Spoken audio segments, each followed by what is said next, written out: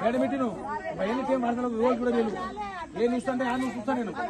పోయిన నెలలో 20 తారీఖు రైతు మీద ఇస్తాను చెప్పి చేసిందా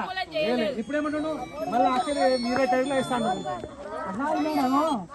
మేడం వైఎస్ఆర్ హౌసింగ్ నడిపించి ప్రతి మనిషికి ఇల్లు ఇచ్చిండు అప్పుడు నేను చెప్పేది నేను ఇప్పుడు కేసీఆర్ వచ్చి హౌసింగ్ ఎంత బంద్ చేసిండు కేసీఆర్ వచ్చి వైఎస్ఆర్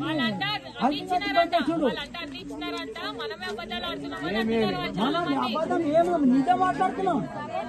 కానీ ఒకటే ఉన్నది చెట్లు పెంచాలి చెట్లు నీళ్లు పోయాలి దానికి బిల్లు రాయాలి దానికి ఇది రాయాలి మళ్ళీ ఏమంటాడు ఒక గ్రామ పంచాయతీకి ఇన్ని కోట్లు ఇచ్చినా ఇన్ని లక్షలు ఇచ్చినా